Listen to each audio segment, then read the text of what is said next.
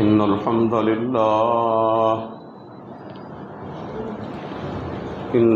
لله نحمده ونستعينه ونستغفره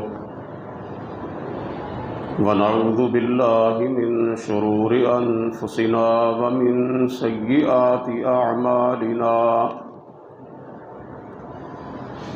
من يهده الله فلا مضل له ومن يضلله فلا هادي له وأشهد أن لا إله إلا الله وحده لا شريك له وأشهد أن محمدًا عبده ورسوله أما بعد فإن خير الحديث كتاب الله وخير الهدي هدي محمد صلى الله عليه وسلم وشر الأمور محدثاتها وكل محدثة بدعة وكل بدعة ضلالة وكل ضلالة في النار رب اشرح لي صدري ويسر لي أمري واحلل عقدة من لساني يفقهوا قولي أعوذ بالله السميع العليم من الشيطان الرجيم بسم الله الرحمن الرحيم إن الذين يحبون أن تشيع الفاحشة في الذين آمنوا لهم عذاب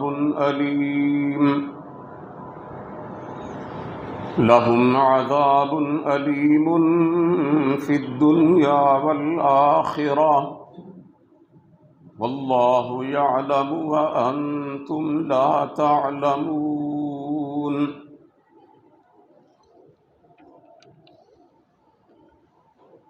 سب تعریفیں اللہ رب العالمین کے لیے ہیں، بے شمار درود و سلام نبی اقدس حضرت محمد الرسول اللہ صلی اللہ علیہ وآلہ وسلم کی ذات گرامی پر، آپ کی آل طاہرہ اور آپ کے صحابہ کرام پر، اور قیامت تک آپ کی فرما برداری کرنے والے ہر مسلمان پر اللہ کی کروڑوں رحمتیں ہوں۔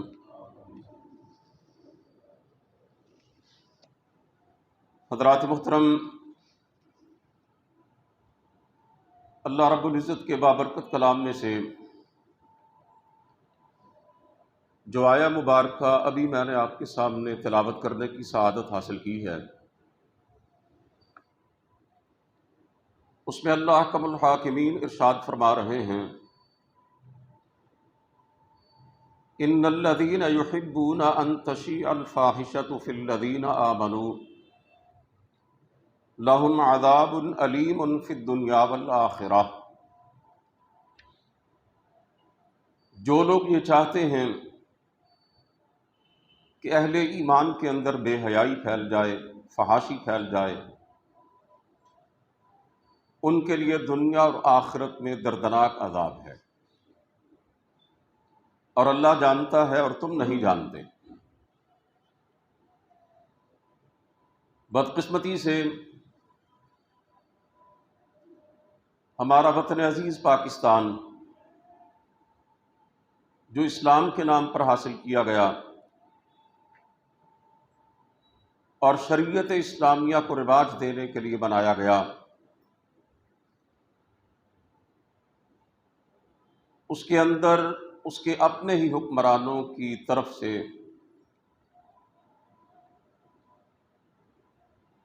بے حیائی، فحاشی اور عریانی کو فروغ دیا گیا۔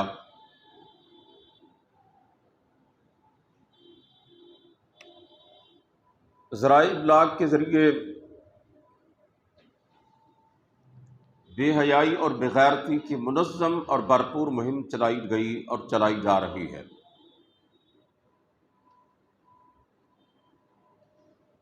اسلام کی پاکیزہ تہذیب جو عفت اور پاک دامنی پر مبنی ہے، اسے جڑ سے اکھاڑنے کے لیے ہر حکومت نے اپنے طور پر پوری کوشش کی اور اسلام دشمنوں کے ایجنڈے کو نافذ کرنے کے لیے پوری قوت لگائی۔ اس وقت اگر آپ اپنے ملک کے ذرائع ابلاغ کی طرف دیکھیں، خصوصاً ٹی وی چینلز کے پروگراموں کی طرف دیکھیں، تو کوئی اس بات کا دعویٰ کرنے کی جرت نہیں کر سکتا کہ انہیں دیکھ کر یہ کہا جا سکتا ہے کہ یہ ایک مسلمان ملک کے ذرائع ابلاغ ہیں، اسلام کے نام پر بنے ہوئے ملک کا میڈیا ہے۔ اسی تناظر میں 2018 عیسوی میں وطن عزیز پاکستان کی حکومت نے خواجہ سراؤں کے حقوق کے خوشنما اور جھوٹے عنوان کے ساتھ ایک بل پیش کیا، پارلیمنٹ میں اسے قانون بنانے کے لیے کوشش کی۔ اس بل کا نام تھا ٹرانسجینڈر ایکٹ، یعنی ماورائے صنف لوگوں کے حقوق کا تحفظ کرنے کا قانون۔ یعنی جو خواجہ سرا ہیں، جو مخنث ہیں، جو ہیجڑے ہیں، انہیں ان کا حقوق دلانے کے لیے اس نام پر اس بل کو پیش کیا۔ بعد میں یہ قانون بن گیا اور اس وقت ہمارے ملک میں نافذ ہے۔ حقیقی بات یہ ہے کہ خواجہ سراؤں کا نام محض دھوکہ دہی کے لیے استعمال کیا گیا۔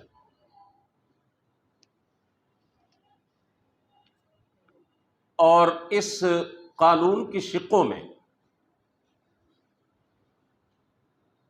ایسی باتیں شامل کی گئیں کہ جو اسلامی تہذیب اور ہمارے خاندانی نظام کو تباہ و برباد کرنے والی ہیں، بلکہ میں تو اس سے بھی آگے بڑھ کر کہوں گا کہ جو اسلام کے خلاف اسلام دشمن قوتوں کا سب سے بڑا ایجنڈا ہے، معاشرتی اور تہذیبی اسلام کو ختم کرنے کا جو ان کا پورا پلان ہے اور سازش ہے، وہ اس قانون کے اندر ڈالی گئی۔ غیر ملکی این جی اوز اور عالمی اسلام دشمن قوتوں کے دباؤ پر اس قانون کو ہمارے ملک میں ہماری پارلیمنٹ کے ذریعے جاری کروایا گیا۔ میں نے عرض کیا کہ اسے کہا جاتا ہے ٹرانسجینڈر ایکٹ۔ ویسے تو ڈکشنری میں لغوی معنوں میں ٹرانسجینڈر خواجہ سرا کو کہا جاتا ہے، لیکن اب امریکہ اور یورپ کے ملکوں میں اور معاشروں میں ٹرانسجینڈر کا ایک دوسرا مفہوم انہوں نے اپنا لیا ہے، اور یہی مفہوم اس ٹرانسجینڈر ایکٹ کے اندر لیا گیا ہے اور اس کی وضاحت بھی کی گئی ہے۔ میں آپ کی توجہ چاہتا ہوں۔ ٹرانسجینڈر ایسے لوگوں کو کہا جاتا ہے جو پیدائشی طور پر مکمل مرد ہوں یا عورت ہوں۔ مرد اور عورت کی جو شناخت ہے وہ پیدائش کے ساتھ ہی بالکل ظاہر ہو جاتی ہے، اس میں کسی قسم کا کوئی ابہام نہیں رہتا۔ بعد میں بڑے ہو کر ان کے اندر یہ خواہش پیدا ہو جائے کہ ہم نے اپنی جنس تبدیل کرنی ہے، مرد یہ چاہیں کہ ہم عورتیں بن جائیں اور عورتیں یہ چاہیں کہ ہم مرد بن جائیں۔ اس کے لیے وہ 3 طرح کے غیر فطری طریقے استعمال کرتے ہیں، اور امریکہ اور یورپ کے ملکوں کے اندر، اس ملک میں بھی اب بہت نچلے پیمانے پر یہ کام شروع ہو چکا ہے۔ ایک طریقہ یہ ہے کہ مرد عورتوں جیسی شکل و شباہت اختیار کرتے ہیں اور عورتیں مردوں جیسی شکل و شباہت اختیار کرتی ہیں۔ دوسرا طریقہ یہ ہے کہ وہ ایسی دوائیں استعمال کرتے ہیں کہ جن کے اثرات کی بنا پر مردوں میں عورتوں کی آواز اور انداز پیدا ہو جاتے ہیں اور عورتوں کے اندر مردوں جیسی آواز اور مردوں جیسے انداز پیدا ہو جاتے ہیں میڈیسن کی وجہ سے۔ تیسرا طریقہ یہ ہے کہ وہ ڈاکٹروں کے پاس جا کر پلاسٹک سرجری کے ذریعے اپنے زنانہ اور مردانہ اعضاء کو کسی حد تک یا کافی حد تک تبدیل کروا لیتے ہیں۔ یہ جو ٹرانسجینڈر طبقہ ہے نا، 3 طریقوں کے ذریعے اپنی جنس کو تبدیل کرواتا ہے۔ اچھا، بعض ہمارے بھائیوں کے ذہن میں یہ غلط فہمی ہے کہ سرجری کے ذریعے مرد کو عورت اور عورت کو مرد بنایا جا سکتا ہے، صنف تبدیل ہو سکتی ہے۔ یہ بالکل غلط ہے۔ دنیا کا کوئی ڈاکٹر، ساری دنیا کی میڈیکل سائنس، روئے زمین کے تمام سرجن مل کر بھی کسی مرد کو عورت یا کسی عورت کو مرد نہیں بنا سکتے۔ یہ جو کبھی کبھار آپ خبر پڑھتے یا سنتے ہیں نا جی کہ فلاں لڑکی لڑکا بن گئی، ڈاکٹروں نے کامیاب آپریشن کے ذریعے مرد کو عورت کو مرد بنا دیا، یہ حقیقت نہیں ہوتی۔ اصل بات یہ ہے کہ جو لڑکی لڑکا بنتی ہے وہ بنیادی طور پر پیدائشی طور پر لڑکا ہی ہوتی ہے۔ میڈیکل کی کسی پیچیدگی کی بنا پر اس کے جو مردانہ صنفی اعضاء ہیں وہ اس وقت ظاہر نہیں ہوتے، بعد میں 12 13 یا 14 15 سال کی عمر کو پہنچ کر جو اللہ تعالیٰ نے مردانہ جنسی اعضاء پیدا کیے ہوتے ہیں وہ ظاہر ہونا شروع ہو جاتے ہیں، اور ڈاکٹر سرجری کے ذریعے پھر اسے لڑکا بنا دیتے ہیں۔ اللہ رب العزت نے اسے لڑکا ہی بنایا ہوتا ہے، وہ لڑکی ہوتی نہیں ہے۔ لیکن جو لڑکا ہوتا ہے پیدائشی طور پر، اسے کسی قیمت پر لڑکی نہیں بنایا جا سکتا۔ یہ بات سمجھ لیں کہ پروپیگنڈے کی وجہ سے یا معلومات کم ہونے کی وجہ سے ذہنوں میں یہ غلط فہمی پیدا ہو جاتی ہے کہ ڈاکٹر مرد کو عورت، عورت کو مرد بنا سکتے ہیں۔ ایسا نہیں ہے۔ بندہ بندہ ہے، خدا خدا ہے۔ انسان جتنا چاہے کوشش کر لے وہ خدائی اختیارات کو اپنے ہاتھ میں نہیں لے سکتا۔ اللہ کی فطرت کو دنیا کی کوئی طاقت بدل نہیں سکتی۔ مالک کے قوانین کو دنیا کی کوئی قوت چیلنج نہیں کر سکتی۔ انسان اگر اپنا خدا بننے کی کوشش کرتا ہے تو رسوائی اور ذلت کے سوا اس کے ہاتھ کچھ نہیں آتا ہے، تباہی اور بربادی اس کا مقدر بنتی ہے، اور اللہ کے قوانین ویسے کے ویسے ہی رہتے ہیں۔ اللہ تعالیٰ فرماتے ہیں فطرت اللہ التی فطر الناس علیہا لا تبدیل لخلق اللہ، کہ ہم نے دنیا کے تمام انسانوں کو ایک اصول کے تحت پیدا کیا ہے، اور کوئی بھی اللہ فرماتے ہیں ہمارے کلمات کو، ہمارے قوانین کو، ہماری فطرت کو بدل نہیں سکتا۔ اللہ تعالیٰ ہمارے خالق ہیں، مالک ہیں۔ اس خالق نے ہر چیز کو ایک قاعدے، ایک اصول اور ایک ضابطے کے تحت پیدا کیا، اور کسی کے لیے کوئی گنجائش نہیں ہے کہ پروردگار عالم نے جو دائرہ اس کے لیے بنا دیا ہے وہ اس سے باہر نکلے۔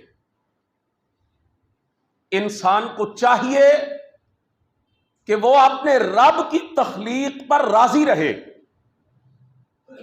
اور یہ جو امریکہ اور یورپ کے ملکوں میں جنس کی تبدیلی کی جو باتیں کی جاتی ہیں اور ان پہ عمل بھی کیا جاتا ہے، جیسا میں نے 3 صورتیں بتائی ہیں، یہ صرف کوئی عام معاشرتی بگاڑ نہیں، یہ اللہ احکم الحاکمین کے ساتھ ٹکر لینے کی بات ہے، اور اس کی خدائی کو چیلنج کرنے والا معاملہ ہے کہ اللہ تعالیٰ نے تخلیق کیا، مرد بنایا، اور مرد کہے کہ نہیں میں عورت بننا چاہوں گا۔ کیا اللہ کو چیلنج نہیں کیا جا رہا؟ اللہ تعالیٰ نے عورت پیدا کیا، اللہ نے صنف بنا دی۔ اٹھائیے قرآن کریم، اللہ تعالیٰ فرماتے ہیں نکاح کے موقع پر جو آیات پڑھی جاتی ہیں ان میں سے ایک آیت ہے یا ایھا الناس اتقوا ربکم الذی خلقکم من نفس واحدہ وخلق منها زوجها وبث منہما رجالا کثیرا ونساء۔ اے لوگو اپنے رب سے ڈرو جس نے تمہیں ایک جان سے پیدا کیا، پھر اسی سے اس کا جوڑا بنایا، اور پھر ان دونوں کے ذریعے بے شمار مردوں اور عورتوں کو دنیا میں پھیلا دیا۔ جنس اللہ نے بنائی، جوڑا اللہ نے بنایا، صنف اللہ نے بنائی۔ بندے کا کام کیا بنتا ہے کہ وہ اللہ کی تقسیم پر راضی رہے، اللہ نے جو اسے بنایا ہے وہی رہے، تبدیل کرنے کی کوشش نہ کرے اپنے آپ کو۔ تو اگر مرد کہے کہ میں عورت بننا چاہتا ہوں اور عورت کہے میں مرد بننا چاہتی ہوں، تو کیا اللہ رب العزت کی فطرت اور قدرت کو اور اس کی طاقت کو اور اس کے قانون کو تبدیل کرنے والی بات نہیں ہے؟ یہ تو اللہ رب العزت کے سامنے کھڑے ہونے والی بات ہے۔ اور انسان نے جب بھی فطرت الہی سے جنگ کی ہے، قانون قدرت کے خلاف انسان چلا ہے، پروردگار عالم کے بنائے ہوئے اٹل قوانین کی اس نے خلاف ورزی کی ہے، اسے دنیا اور آخرت دونوں کے اندر ذلت اور رسوائی کا سامنا کرنا پڑا ہے۔ عرض یہ کرنا چاہتا ہوں کہ ٹرانسجینڈر کی جو تعریف میں نے آپ کے سامنے کی ہے، آپ کے ذہنوں میں ہونی چاہیے۔ وہ لوگ کہ جو پیدائشی طور پر مکمل مرد ہیں یا عورتیں ہیں، لیکن بڑے ہو کر وہ چاہیں مرد کہ ہم نے عورتیں بننا ہے، اور عورتیں چاہیں کہ ہم نے مرد بننا ہے، اور اس کے لیے وہ 3 مصنوعی طریقے اختیار کرے جو بھی میں نے آپ کے سامنے عرض کیے، اس قسم کے لوگوں کو کہا جاتا ہے ٹرانسجینڈر۔ اور ان لوگوں کے حقوق کے تحفظ کے لیے یہ ایکٹ جو ہے ہماری پارلیمنٹ نے پاس کیا ہے۔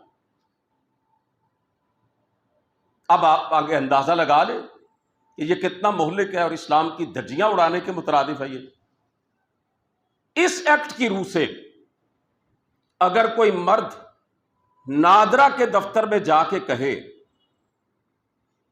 کہ میں اپنی خواہش کی بنا پر عورت بننا چاہتا ہوں، عورت کہے کہ میں محض اپنی خواہش کی بنیاد پر مرد بننا چاہتی ہوں، تو بغیر کسی طبی معائنے کے اور بغیر کسی میڈیکل سرٹیفکیٹ کے نادرہ کا عملہ پابند ہے کہ جو وہ جنس بتلا رہا ہے اسے اس جنس کے طور پر رجسٹرڈ کیا جائے۔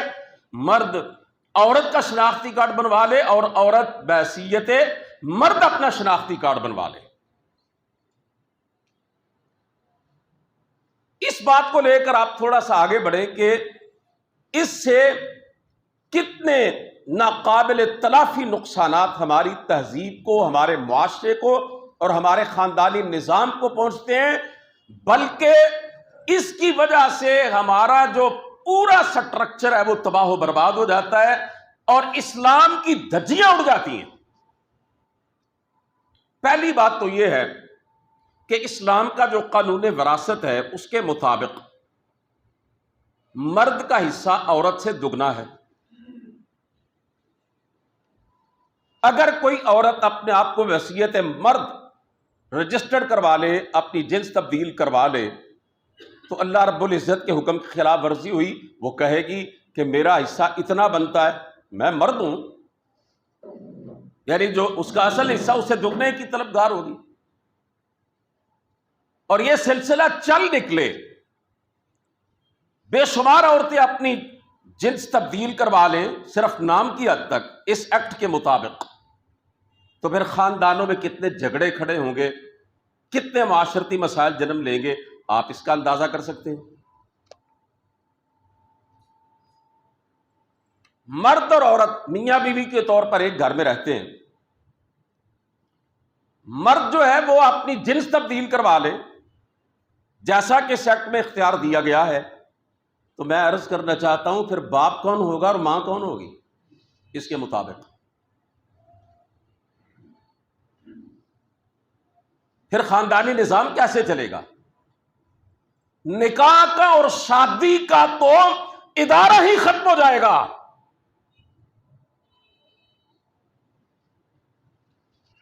وہ مرد جنہوں نے اپنی جنس تبدیل کروا لی، وہ عورتوں جیسا حلیہ بنا کر، عورتوں جیسی شکل و شباہت بنا کر ان کے اندر گھس جائیں گے، عورتوں کے تعلیمی اداروں میں داخلے لے لیں گے، عورتوں کے لیے جو ملازمتیں مخصوص ہیں ان کے لیے اپنے آپ کو پیش کریں گے، اور جن عورتوں نے اپنی جنس تبدیل کروا لی وہ مردانہ تعلیمی اداروں میں داخلے لیں گے، اہل ہوں گے وہ قانونی طور پر، اور مردوں کے لیے جو ملازمتیں مخصوص ہیں وہ اپنے آپ کو ان کے لیے بھی پیش کریں گے۔ اور پھر اس جنس کی تبدیلی جو ہے یہ صرف تعلیمی اداروں یا سرکاری محکموں تک تو اپنے مہلک اثرات نہیں دکھائے گی نا، یہ تو مسجدوں تک بھی آئے گی۔ پھر جو عورتیں مرد بنے وہ مسجدوں میں آ کر لوگوں کے شانہ بشانہ جماعت میں کھڑے ہوں گے، بلکہ ہو سکتا ہے یہ آگے چل کر عورتیں یہ دعویٰ بھی کریں کہ ہم نے امام اور خطیب بھی بننا ہے، کیونکہ ہم قانونی طور پر حکومت نے ہمیں مرد تسلیم کیا ہوا ہے، تو پھر اس جگہ شاید میں کھڑا نہ ہوگا، کوئی اور کھڑی ہوگی۔ یعنی یہ معاشرے کو برباد کرنے، تباہ کرنے، ہمارے خاندانی نظام کو کے تار و پود بکھیرنے اور پوری کی پوری اسلامی تہذیب کو جڑوں سے اکھاڑنے کے لیے طاغوتی قوتوں نے ملکی اور غیر ملکی NGOs کے کہنے پر یہ قانون پاس کیا ہے، اور یہ شاہ سے زیادہ شاہ کے وفادار ہیں ہمارے حکمران۔ بھارت کے اندر میں نے کہا جو مرد یا اور جنس تبدیل کروانا چاہے اس کے لیے میڈیکل بورڈ بیٹھے گا اور یہ طے کرے گا کہ یہ مرد ہے یا عورت، پھر وہ رجسٹرڈ ہوگا۔ لیکن یہاں پر دیکھیں کہ انہوں نے اپنے غیر ملکی آقاؤں کی خوشنودی کے لیے بھارت جو ایک سیکولر اور غیر مسلم ملک ہے اور ہندو سٹیٹ ہے، یہ اس سے بھی 4 ہاتھ آگے نکل گئے۔ جماعت اسلامی کے سینیٹر جناب مشتاق احمد خان کی واحد توانا آواز ہے جو اس بل کے، اس قانون کے خلاف پارلیمنٹ میں گونجتی رہی ہے، ورنہ مذہبی جماعتوں کے بڑے بڑے علماء اور قائدین بطور ایم این اے اور سینیٹر اسمبلیوں میں بیٹھے رہے، ان کو علم ہی نہیں تھا کہ حکومت کیا کھیل کھیل رہی ہے۔ اور یہ جو peoples party, P T I اور نون لیگ کے جو ہوتے ہیں نا جی ایم این ایز، ان کی تو اکثریت کو سرے سے انگریزی پڑھنے ہی نہیں آتی، ویسے بھی انہیں پڑھنے کی ضرورت نہیں ہوتی، کون سا بل ہے، کون سا قانون پیش کیا جا رہا ہے، اس مسودے پر انہیں غرض ہی نہیں ہوتی کیا لکھا گیا جو ان کے ہاتھوں میں دیا گیا ہے، وہ تو انگوٹھا چھاپ ہوتے ہیں، جو ہماری پارٹی نے، ہمارے لیڈر نے کہہ دیا ہم نے وہ کرنا ہے، یہ ہماری پارٹی نے، ہماری حکومت نے یہ بل پیش کیا ہے تو ہم نے تو اس کے حق میں اپنی رائے دینی ہی دینی ہے۔ تو تینوں ان بڑی جماعتوں نے دیگر قوانین جو قرآن و سنت کے خلاف بنانے کی کوشش کی گئی، ان کی طرح اس قانون پر بھی پوری طرح صاد کیا، اور ان کی جو ساری لڑائی ہے نا، میں عرض کرنا چاہتا ہوں، یہ دن رات بڑے بڑے جلسے کر کے ایک دوسرے پر الزامات لگاتے ہیں، بہتان باندھتے ہیں، اور ایک دوسرے کو بعض اوقات غیر اخلاقی باتیں بھی کر جاتے ہیں، اور لوگوں کو یہ پتہ نہیں کیسے کیسے تماشے دکھاتے ہیں کہ جناب انہوں نے اس طرح ملک کو لوٹا، انہوں نے اس طرح کرپشن کی، ہمیں آگے لے کر آؤ، ہم ملک کی معیشت کو سنبھالا دیں گے، ہم آئیں گے تو تمہارے مسائل حل ہوں گے۔ میں کہنا چاہتا ہوں ان کی لڑائی صرف اور صرف اپنے اقتدار اور حکومت کے لیے ہے، ورنہ نظریہ اور ایجنڈا ان کا ایک ہے، اور اسلام دشمنی کے حوالے سے اپنے غیر ملکی آقاؤں کو خوش کرنے کے لیے یہ تینوں کی تینوں بڑی پارٹیاں ایک پیج پر ہیں۔ اللہ کے گھر میں کھڑا ہو کے پوری ذمہ داری سے کہہ رہا ہوں، اس خلاف اسلام، خلاف آئین، غیر انسانی اور غیر اخلاقی قانون کو پاس کرنے کے لیے P T I, Noon league اور پیپلز پارٹی، ان تینوں جماعتوں میں سے کسی نے کوئی اعتراض نہیں کیا، مل کر جناب اس کو پاس کیا ہے۔ اس لیے میرے عزیزو، بات کو ذرا سمجھنے کی کوشش کیجیے۔ اس وقت سیاسی اسلام پاکستان سمیت کسی مسلمان ملک کے اندر نافذ نہیں ہے۔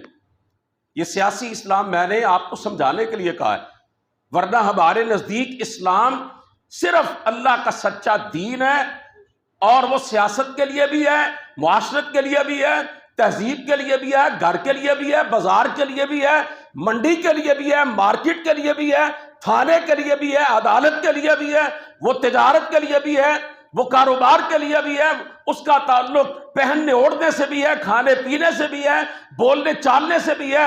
زندگی کا کوئی چھوٹے سے بڑا، چھوٹے سے چھوٹا اور بڑے سے بڑا کام ایسا نہیں ہے جو اس دین کے دائرے سے باہر ہو۔ یہ ایک مکمل ضابطہ حیات ہے۔ آسان الفاظ میں سمجھ لیجئے کہ اللہ رب العزت کا دیا ہوا نظام اسلام ایک حکومتی سسٹم کے طور پر نہ پاکستان میں نافذ ہے، نہ کسی اور ملک میں نافذ ہے۔ اغیار نے، اسلام دشمنوں نے حکومت کے ایوانوں سے اپنے اعلی کار ایجنٹ حکمرانوں کے ذریعے اسلام کو نکال دیا ہے، لیکن معاشرتی اور تہذیبی اسلام الحمدللہ مسلمان معاشروں کے اندر اب بھی کافی حد تک موجود ہے۔ معاشرتی اور تہذیبی اسلام کیا ہے؟ جو خاندانی نظام کی بدولت ہمیں مل رہا ہے، جو ہمیں ہمارے بڑوں اور ہمارے اکابرین کی بدولت اسلام کی تعلیمات پہنچ رہی ہیں، ہمارے علماء کرام کی مساعی کے نتیجے میں ہمیں جو اللہ اور اس کے رسول کی باتیں سننے کو مل رہی ہیں اور ہم ان پر عمل کرتے ہیں اپنی معاشرت کے اندر اور اپنے خاندانی نظام کے اندر، اس کو میں نے تہذیبی اور معاشرتی اسلام کا ہے۔ وہ چونکہ مسلمان ملکوں کے اندر مضبوط ہے، اب اس کو بھی جڑ سے اکھاڑ کر پھینکنے کے لیے ٹرانسجینڈر ایکٹ کے نام سے یہ بل جو ہے ملکی اور غیر ملکی این جی اوز اور عالمی استعماری اسلام دشمن قوتوں کے کہنے پر ان کے ایجنٹ حکمران اور غلام حکمرانوں نے اس ملک کے اندر جاری کیا ہے۔ یہ اس کی حقیقت ہے۔ سب سے بڑی قباحت، سب سے بڑا نقصان اور سب سے بڑی ہلاکت خیزی اس قانون کی یہ ہے کہ مرد اپنے آپ کو بطور عورت رجسٹرڈ کروا لے اور کسی دوسرے مرد کے ساتھ وہ شادی کر لے۔ بھائی قانونی طور پر تو وہ مرد اور عورت ہے نا، لیکن حقیقت میں دونوں مرد ہیں۔ یا کوئی عورت اپنے آپ کو بطور مرد رجسٹرڈ کروا لے اور کسی دوسری عورت سے شادی کر لے، تو کہنے کو تو وہ مرد اور عورت، لیکن حقیقت میں دونوں عورتیں ہیں۔ اور میں آپ سے یہ پچھلے خطبے میں عرض کر چکا ہوں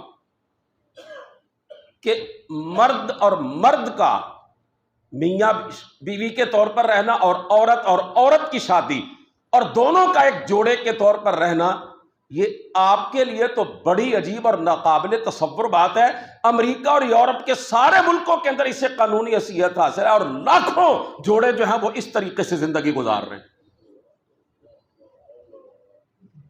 یہ تو ایک عام سی بات ہے۔ حضرات محترم، ہم جنس پرستی کے کچھ موید اور کچھ، حیرت کی بات ہے، بعض لوگ ایسے بھی ہیں جنہیں اس چیز کا بھی احساس نہیں ہوتا کہ جمعے کا دن اور جمعے کا ٹائم ہے۔ عرض یہ کر رہا تھا کہ یہ ہم جنس پرستی کی تائید کرنے والے اور اسے پروموٹ کرنے والے ہمارے ملک کے اندر بھی موجود ہیں، اور بدقسمتی سے بڑی جو سیاسی جماعتیں سیکولر اور لبرل ہیں ساری کی ساری، ان کی صفوں کے اندر اس قسم کے لوگ موجود ہیں۔ یہ جو آپ 3-4 سال سے دیکھ رہے ہیں نا عورت مارچ، اور اس کے اندر یہ نعرہ میرا جسم میری مرضی، یہ اس کا ایک پہلو ہے کہ میرا جسم ہے تو میری مرضی ہے، میں اسے عورتوں جیسا بناؤں یا مردوں جیسا بناؤں۔ میرا چہرہ ہے نا، میرا اپنا جسم ہے، اس چہرے کو عورتوں جیسا بناؤں مردوں جیسا بناؤں، لباس اپنے جسم پہ مردوں جیسا پہنوں یا عورتوں جیسا پہنوں، کسی کو کیا اعتراض ہے؟ یہ مغرب نے جو نام نہاد آزادی کا نعرہ لگایا کہ ایک فرد کو دنیا میں آ کر اس بات کا حق حاصل ہے کہ وہ جیسے چاہے زندگی گزارے، کوئی مداخلت نہیں کر سکتا، نہ کوئی فرد نہ ریاست، اس کے ذاتی معاملات میں کسی کو انٹرفیئر کرنے کی اجازت نہیں ہے۔ اس کا نتیجہ پتہ ہے کیا ہے؟ بیٹی ماں باپ کے سامنے اپنے بوائے فرینڈ کو لے کر آتی ہے اور کمرے میں بند ہو کر ان کی موجودگی میں اس کے ساتھ منہ کالا کرتی ہے۔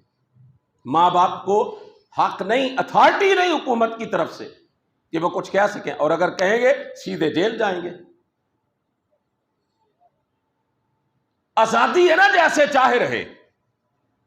وہ کہتے ہیں کہ مرد اور عورت کے اندر جنسی کشش ہے، مرد مرد ہے، عورت عورت ہے۔ یہ رشتے کیا ہیں؟ مرد اور عورت کے اندر یہ صنفی کشش پائی جاتی ہے تو کیا ہوا؟ کوئی ضروری ہے کہ نکاح کرو اور بیوی کے طور پر ایک عورت کو لے کر آؤ؟ بہن موجود ہے، معاذ اللہ، ماں موجود ہے، خالہ ہے، تائی چچی پھوپھی ہے۔ انہوں نے جب نکاح کا ادارہ ہی ختم کیا تو پھر رشتے کہاں سے آئیں گے میرے عزیزوں؟ رشتے تو بنتے ہیں نکاح سے۔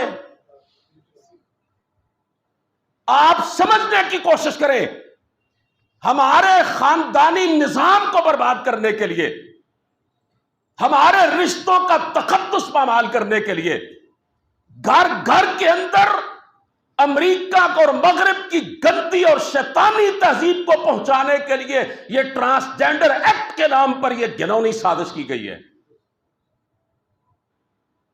آئیے اب ذرا قرآن کریم سے تھوڑی سی رہنمائی لیتے ہیں۔ 1450 سال پہلے میرے پیغمبر پر اللہ رب العزت کا آخری کلام اترا، قیامت تک کے آنے والے انسانوں کے لیے رشد و ہدایت کا سرچشمہ۔ کوئی دنیا کا مسئلہ ایسا نہیں قیامت تک کے آنے والے مسائل میں سے کہ جس کا حل اس اللہ رب العزت کے کلام کے اندر موجود نہ ہو۔ اللہ فرماتے ہیں وَلَأُضِلَّنَّهُمْ وَلَأُمَنِّيَنَّهُمْ وَلَآمُرَنَّهُمْ فَلَيُبَتِّكُنَّ آذَانَ الْأَنْعَامِ وَلَآمُرَنَّهُمْ فَلَيُغَيِّرُنَّ خَلْقَ اللَّهِ۔ شیطان نے اللہ رب العزت کے سامنے کھڑے ہو کر کہا تھا، الہی میں تیرے بندوں کو گمراہ کروں گا اور میں ان کو اکساؤں گا، ان کو ترغیب دوں گا، اختصار کے ساتھ وَلَآمُرَنَّهُمْ، میں ان کو ابھاروں گا، فَلَا يُغَيِّرُنَّ خَلْقَ اللَّهِ، یا اللہ یہ تیری تخلیق کو بدلیں گے۔ قرآن کی آیت سن کر اور ترجمہ سماعت کر کے آپ سمجھے ہیں کچھ؟ شیطان نے اللہ کے سامنے یہ کہا، راندہ درگاہ کیا گیا تو کہا یا اللہ میں تیرے بندوں کو اکساؤں گا، تحریک دوں گا، یہ تیری تخلیق کو بدلنے کے لیے بھی تیار ہو جائیں گے۔ عورت سے مرد اور مرد سے عورت بننا، اس سے بڑی اللہ کی تخلیق کو بدلنے کی بات اور کیا ہے؟ سرکار دو عالم صلی اللہ علیہ وسلم نے کسی مرد کے لیے عورت کی مشابہت کرنا اور عورت کے لیے مرد کی مشابہت کرنا ناجائز قرار دیا۔ حدیث پاک سنیے، بڑی مشہور حدیث مصطفیٰ ہے۔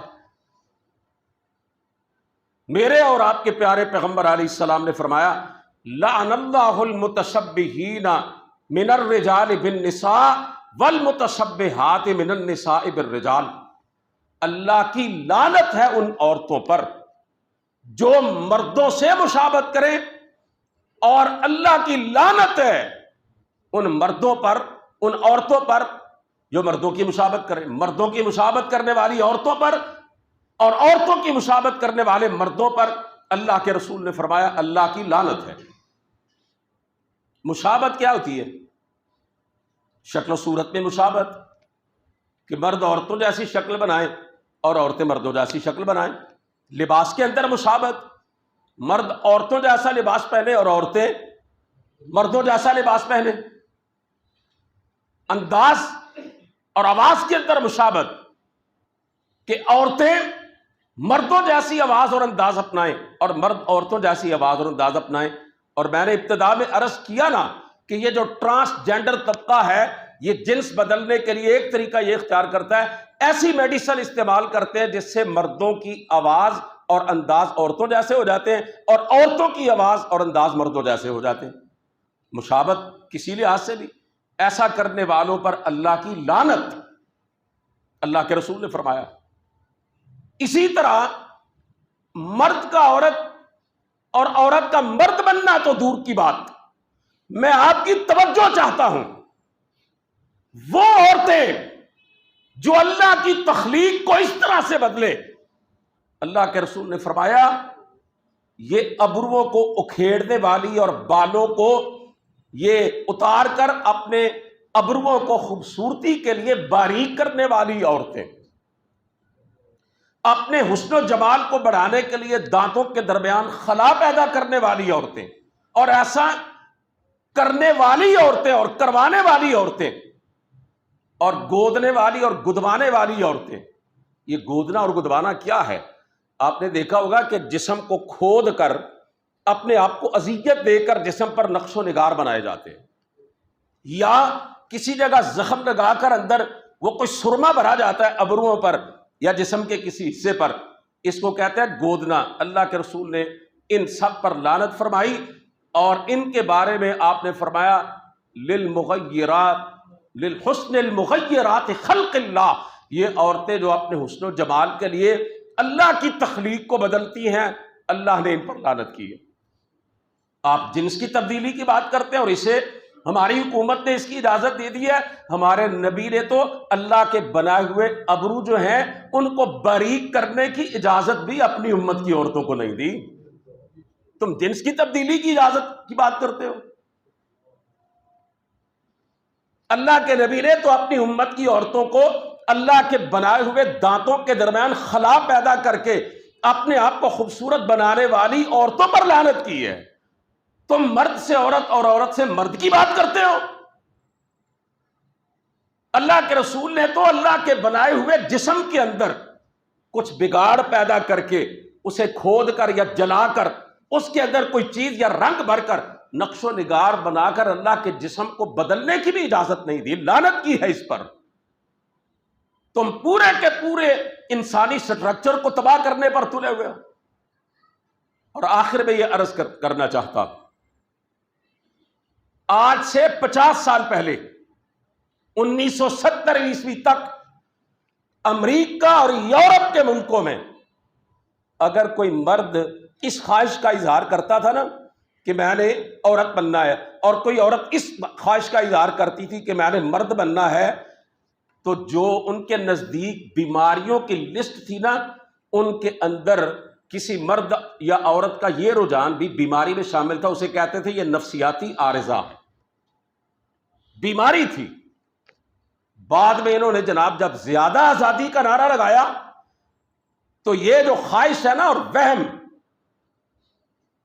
مرد کا کہ میں نے عورت بننا ہے، میں عورت اپنے آپ کو فیل کر رہا ہوں، اور عورتوں کا یہ وہم اور یہ خواہش کہ میں مرد بننا چاہتی ہوں اور میں مرد محسوس کر رہی ہوں اپنے آپ کو، اسے بیماریوں کی فہرست سے نکال کر اسے حقوق انسانی کی فہرست میں ڈال دیا۔ اب ہماری حکومت نے کیا کیا ہے کہ وہ جو عارضہ ہے، وہ جو بیماری ہے، اس کا علاج کرنے کی بجائے اس کو قانون بنا دیا ہے۔ او بھائی، جو مرد کہے مجھے اللہ نے مرد بنایا ہے لیکن میں عورت بننا چاہتا ہوں، آپ اس کو ذہنی طور پر صحت مند کہیں گے؟ وہ تو پاگل کا بچہ ہے۔ کوئی عورت اگر یہ کہے کہ مجھے اللہ نے عورت بنایا لیکن میں مرد بننا چاہتی ہوں، میری خواہش ہے مرد بنوں، میں اپنے آپ کو مردوں کی طرح فیل کرتی ہوں، آپ کہیں گے اس کے تو دماغ کا علاج ہونا چاہیے، اسے پاگل خانے بھیجنا چاہیے۔ اس بیماری کو ہماری حکومت نے ٹرانسجینڈر ایکٹ کے نام پر اس بیماری کو ہی قانون کا درجہ دے دیا۔ خرد کا نام جنوں رکھ دیا، جنوں کا خرد۔ جو چاہے آپ کا حسن کرشمہ ساز کرے، آپ جو چاہیں کرتے پھریں، کیونکہ آپ کو لانے والے ہم تھوڑے ہی ہیں، وہ تو اور ہیں۔ انہی کی وفاداری آپ نے کرنی ہے۔ آپ عوام کے ووٹوں سے تھوڑا حکومت حاصل کرتے ہیں، آپ کی تو اپروول ہے وہ تو کہیں اور سے آتی ہے۔ وہ جو مشرف کے دور میں وزیر تھی نا، زبیدہ جلال، پچھلی دور حکومت میں بھی وزیر رہی وہ عورت، امریکہ اس کو جناب بلوچستان کے گمنام گوشے سے اٹھا کے وزارت کی کرسی پہ بٹھاتا ہے۔ اس نے کوئی ایسی باتیں کی قرآن و سنت کے خلاف، علماء نے، دینی جماعتوں نے اس کا راستہ روکا اور کہنے کہ میرا کیا بگاڑ دیں گے آپ کو، ذرا غور کرنا حضرات۔ اس نے کہا ان لوگوں کو کیا پتا میری اپوائنٹنگ اتھارٹی کون ہے، یعنی مجھے کن قوتوں نے وزیر بنایا ہے تمہیں کیا معلوم۔ اشارہ تھا امریکہ کی طرف، تو مجھے تو امریکہ نے منسٹر بنایا، تم کیا کر سکتے ہو میرا۔ ان کی اپوائنٹنگ اتھارٹی میرے بھائیوں کوئی اور ہے، باہر بیٹھے ان کے آقا۔ میرے اور آپ کے پیارے نبی پر جو شریعت اتری ہے اس میں قاتل کی سزا کیا ہے؟ سزائے موت ہے نا۔ اس وقت زرداری کی حکومت تھی جب یورپی یونین نے یہ کہا تھا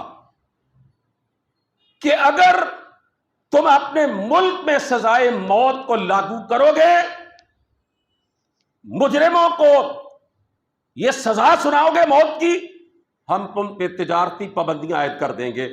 10 سال تک ملک پاکستان میں آپ بھول جاتے ہیں بات، 10 سال تک ایک بندے کو بھی جس نے دن دہاڑے لوگوں کے سامنے لوگوں کی جان لی ہو اسے سزائے موت نہیں دی گئی۔ سزائے موت کے جتنے بھی مجرم تھے وہ جیلوں میں بند رہے تھے۔ بعد میں جب آرمی پبلک سکول کا حادثہ ہوا اور نونہالوں کو، معصوم بچوں کو بے دردی سے قتل کیا گیا، اس وقت ہماری فوج نے فوجی عدالتیں بنائیں اور دہشت گردوں کے لیے سزائے موت جو ہے اس پہ عمل درآمد شروع ہوا۔ اس سے پہلے تک 8-10 سال تک سزائے موت سسپینڈ رہی تھی۔ یہ ہیں ہمارے حکمران کہ جو غیروں کی چھوٹی سی دھمکی پر اللہ رب العزت سے بھی ٹکر لے لیتے ہیں، اور تم کہو ہم اللہ کا حکم چھوڑ دیں، اس کے رسول کا قانون چھوڑ دیں۔ ہم تو تم سے بھی زیادہ تمہارے وفادار ہیں۔ میرے بھائیوں، اختتام پہ یہ عرض کرنا چاہتا ہوں، یہ ایکٹ ہم جنس پرستی کے لیے قانونی راستہ ہموار کرنے کی سازش ہے۔ حضرت لوط علیہ السلام اللہ کے جلیل القدر پیغمبر، ہزاروں سال پہلے انہوں نے یہ بدترین برائی اختیار کی جس کو آج امریکہ اور یورپ کے ملکوں کے اندر انسانی حقوق کے ساتھ جوڑا جا رہا ہے، آزادی دی گئی ہے۔ اس واقعہ کو قرآن کریم میں کوئی 4-5 مقامات پر بیان کیا گیا ہے۔ میں صرف ایک مقام آپ کے سامنے رکھنا چاہتا ہوں، تفصیل کا وقت نہیں ہے، وہ پورا رکوع جو ہے وہ اس پس منظر میں ہے۔ سورہ ہود کے اندر حضرت ابراہیم علیہ السلام کے پاس اللہ کے فرشتے آئے انسانی شکل و صورت میں۔ اللہ کے نبی حضرت ابراہیم بڑے مہمان نواز، فوراً جناب جانور ذبح کر کے بھون کر ان کے سامنے رکھ دیا۔ وہ کھانے کی طرف ہاتھ ہی نہیں بڑھاتے تھے۔ حضرت ابراہیم علیہ السلام اپنے دل میں کچھ ڈر سے گئے کہ یہ ہمیں نقصان پہنچانے کے لیے نہ آئے ہو، کیونکہ اس دور میں اگر کوئی کسی کے گھر سے کھانا نہیں کھاتا تھا تو سمجھا جاتا تھا دشمن ہے، کوئی ضرر پہنچانا چاہتا ہے۔ اللہ کے جلیل القدر پیغمبر حضرت ابراہیم جد الانبیاء ابو الانبیاء، اور دیکھیں فرشتے آسمانوں سے اللہ کے حکم سے انسانی شکل میں آئے ہیں، اور اللہ کے نبی کو معلوم نہیں فرشتے ہیں یا انسان ہیں۔ یہاں تھوڑی سی عقیدے کی بھی اصلاح ہونی چاہیے۔ اللہ کے نبی کو نہیں معلوم اس کے گھر میں فرشتے ہیں یا انسان ہیں۔ اور یہاں کیا ہوتا ہے، بابا جی جب تک زندہ ہیں تب تک تو شاید وہ اپنوں کو بھی نہ پہچانتے ہوں، لیکن جب فوت ہو کے مٹی کے نیچے چلے جائیں ہر مرید کو پہچانتے ہیں اور اس کے حالات کی پوری خبر رکھتے ہیں۔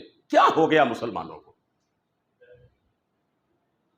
وہ ایک بندے کو سمجھ آ گئی، پیر صاحب کو گھر بلایا، چاولوں کی پلیٹ سامنے رکھی، چینی نیچے ڈال دی، پیر صاحب نے چکھا، ایک چمچ منہ میں ڈالا، کہنے لگے بدتمیز پھیکے چاول پیش کر دیے۔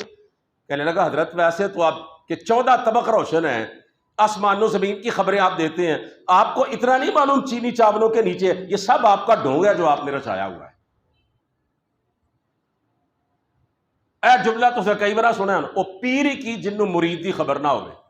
آپ اندازہ کیجئے، سب جانتے ہیں ہمارے حالات، حالانکہ کہنا کیا چاہیے، فقط اتنا، وہ رب ہی کیا جس کو بندے کی اٹھائیے سورہ ملک، اللہ فرماتے الا یعلم من خلق وہو اللطیف الخبیر، وہ کیا تمہیں اور تمہارے حالات کو وہی نہیں جانے گا جس نے تمہیں پیدا کیا ہے؟ وہو اللطیف الخبیر، وہ تمہاری باریک سے باریک بات کو بھی جانتا ہے اور اس کی بھی پوری خبر رکھتا ہے۔ کہنا تو یہ چاہیے وہ رب کیا جس کو بندے کی خبر نہ ہو، یہاں کہتے ہو پیر ہی کیا جس کو مرید کی خبر نہ ہو۔ پیر کو تو اپنی خبر نہیں ہوتی اکثر اوقات میں، اس کے بھی سارے معاملات اللہ کی ذات جانتی ہے۔ تو میں عرض کر رہا تھا کہ اللہ کے نبی حضرت ابراہیم خوف زدہ ہو گئے۔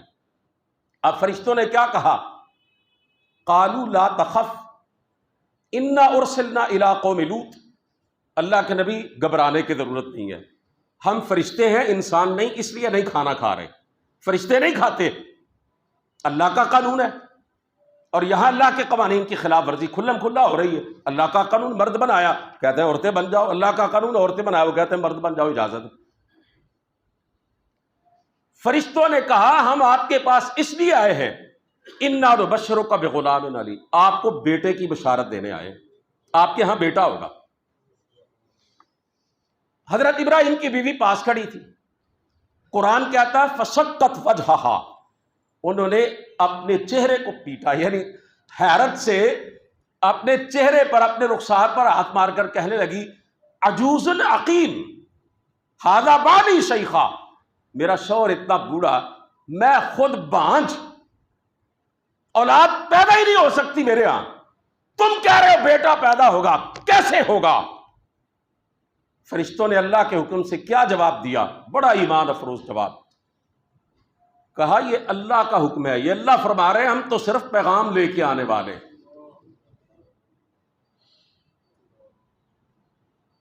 کہا اللہ بیٹا دے گا، اللہ نے بیٹا دے دیا۔ پھر فرشتوں نے بتلایا کہ ہم لوط علیہ السلام کی قوم پہ عذاب لے کے آئے ہیں۔ حضرت ابراہیم علیہ السلام نے کہا اللہ کی بارگاہ میں عرض کیا یا اللہ ان کو معاف کر دے، ان سے درگزر کر الہی۔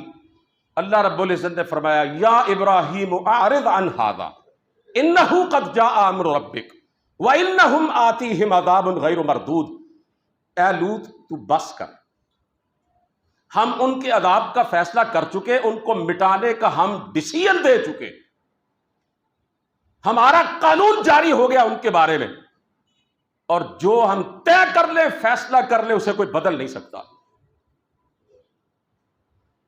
اللہ نے پکڑا، ابراہیم علیہ السلام نے گزارش کی، لیکن اللہ نے فرمایا نہیں۔ اب فرشتے گئے قوم لوط کی طرف، اور خوبصورت نوجوانوں کی شکل میں، وَجَاءَهُ قَوْمُهُ يُهْرَعُونَ إِلَيْهِ وَمِن قَبْلُ كَانُوا يَعْمَلُونَ السَّيِّئَاتِ۔ اللہ فرماتے ہیں قوم کے لوگ گر کر آئے، ان کو پتہ چلا خوبصورت نوجوان آئے ہیں، تو لپ کے ان کی طرف جناب لوط علیہ السلام نے فطری قانون ان کے سامنے پیش کیا جو اللہ رب العزت نے بنایا۔ ذرا غور کیجئے گا، قرآن کے الفاظ ہیں۔ کہنے لگے قال یا قوم ہؤلاء بناتی ہن اطہر لکم فاتقوا اللہ ولا تخزونی فی ضیفی الیس منکم رجل رشید۔ اور میری قوم کے لوگوں، یہ میری بیٹیاں موجود ہیں، ان سے نکاح کر لو، پاکیزہ طریقے سے، اللہ کے بنائے ہوئے جائز طریقے سے اپنی خواہش پوری کرو۔ یا اس کا دوسرا مفہوم یہ ہے کہ حضرت لوط علیہ السلام نے کہا یہ میری قوم کی بیٹیاں، یہ عورتیں موجود ہیں۔ اللہ کا ہر نبی اپنی قوم کا روحانی باپ ہوتا ہے، اور اس کی قوم کی بیٹیاں اس کی روحانی بیٹیاں ہوتی ہیں۔ کہا یہ اللہ نے عورتیں بنائی ہیں، یہ میری قوم کی بیٹیاں ہیں، پاکیزہ ہیں، پاک دامن ہیں، باحیا ہیں، ان سے نکاح کر لو، مجھے اپنے مہمانوں کے سامنے رسوا نہ کرو۔ حضرت لوط کو بھی نہیں پتا فرشتے ہیں، کہا مہمان آئے، الیس منکم رجل رشید، کیا تم میں کوئی بندہ جو ہے وہ شریف نہیں ہے، کوئی بھلا آدمی نہیں تم نے؟ قوم کے لوگوں نے جواب دیا اے لوط تو جانتا ہے ما لنا فی بناتک من حق، یہ جو جن کو تو اپنی بیٹیاں کہہ رہا ہے نا، ہمیں ان سے کوئی غرض و غایت نہیں ہے۔ اب فرشتوں نے جواب دیا یا لوط انا رسل ربک، اے اللہ کے نبی کچھ بھی گھبرانے پریشان ہونے کی ضرورت نہیں ان کے حوالے سے، ہم تو انسان ہے ہی نہیں، ہم تو اللہ کے قاصد ہیں۔ انا رسل ربک، ہم تو رب کے بھیجے ہوئے ہیں، ہم ان پر عذاب لے کر آئے ہیں، فیصلہ ہو چکا ہے ان کا، جن پتھروں کی بارش پہ ہونی ہے ان پہ نشان لگ چکے ہیں، اور جس پتھر نے جس کو کچلنا ہے اس کا نام اس پہ لکھا جا چکا ہے۔ فرمایا فجعلنا عالیہا سافلہا، اللہ فرماتا ہے ہم نے ان کی بستی کو اس طرح اٹھایا، اوپر کا حصہ نیچے، نیچے کا حصہ اوپر، اور جو لوگ بچ گئے، کوئی ڈر کے بھاگنے کی انہوں نے کوشش کی، ان پر فارسلنا علیہم حجارۃ من سجیل منضود مصببۃ عند ربک، نشان لگے ہوئے پتھروں کے ذریعے اللہ نے ان میں سے ایک ایک کو مٹا ڈالا، نام و نشان تک ان کا ختم کر ڈالا۔ تو اس واقعہ سے آپ کیا سمجھ رہے ہیں؟ یہ قصہ کہانی ہے، یہ کسی پڑھے لکھے ان پڑھ کی بات ہے، یہ کوئی سٹوری ہے؟ یہ اللہ رب العزت کا سچا کلام ہے کہ جو اس مالک کے قوانین کے خلاف چلتے ہیں، اس کے اصولوں کو رد کرتے ہیں، اللہ کی بنائی ہوئی فطرت کے خلاف وہ انحراف کرتے ہوئے چلتے ہیں، اللہ ان کے نام و نشان مٹا دیتا ہے۔ جس فعل شرعی کے بنا پر اللہ احکم الحاکمین نے، پروردگار عالم نے جناب لوط علیہ السلام کی قوم کا ایک فرد بھی نہ چھوڑا، سب کو تباہ و برباد کر ڈالا، آج اسی عمل کو، اس غلیظ ترین خلاف فطرت عمل کو، ہم جنس پرستی کو اپنے امریکی یورپی آقاؤں کے کہنے پر ہمارے حکمران اس ملک کے اندر رواج دینا چاہتے ہیں۔ آپ کا کیا رد عمل ہونا چاہیے؟ کہ بس سن کے اور سمجھ کے آرام سے گھروں میں جا کے بیٹھ جائیں؟ ہمارا فرض بنتا ہے ہم ہر چھوٹے بڑے تک اللہ اور اس کے رسول کا جو فرمان ہے، جس کی سریعاً خلاف ورزی ٹرانسجینڈر ایکٹ کے ذریعے کی جا رہی ہے، اس سے ہر چھوٹے بڑے کو آگاہ کریں۔ ہم اپنے گھروں کی فکر کریں، اپنی آنے والی نسلوں کی فکر کریں، اور اتنا احتجاج اس پہ کریں، انشاءاللہ احتجاج ہوگا۔ اس ملک کے رہنے والے مسلمان بے عمل اور بد عمل ہیں، لیکن کعبے کے رب کی قسم ہے اپنے نبی کی شریعت کے حوالے سے بڑے غیرت مند ہیں، یہ برداشت نہیں کر سکتے کہ اس طریقے سے شریعت اسلامیہ کی دھجیاں اڑانے کی کوشش کی جائے۔ اور ایک وقت ایسا آئے گا اور ان قریب آئے گا کہ یہ ہمارے حکمران غیر ملکی اشاروں پر بنائے گئے اس ایکٹ کو ختم کرنے پر مجبور ہوں گے۔ وفاقی شرعی عدالت کے اندر جماعت اسلامی نے اس قانون کو چیلنج کر دیا ہے، اس کے خلاف ریٹ دائر کر دی ہے۔ جناب مشتاق احمد خان صاحب اور دیگر مذہبی جماعتوں نے بعد میں اس کے اندر جو ترامیم تجویز کی ہیں، ان ترامیم پر حکومت عمل کرنے پر مجبور ہوگی، ان کو قبول کرنے پر مجبور ہوگی، اور یہ جو خواجہ سراؤں کے حقوق کے نام پر ٹرانسجینڈر ایکٹ میں جو دیگر خواصیں شامل کی گئی ہیں ان کو نکالے گی۔ اور ہم بھی یہ کہتے ہیں کہ خواجہ سرا جو ہے وہ انسان ہیں، ان کو اللہ تعالیٰ نے ایسا بنایا ہے، ان کا قصور نہیں ہے اگر وہ ماورائے صنف ہیں۔ کسی کو ملامت نہیں کرنی چاہیے، ان پر ہنسنا نہیں چاہیے، ان کی تضحیک نہیں کرنی چاہیے، ان کی توہین نہیں کرنی چاہیے۔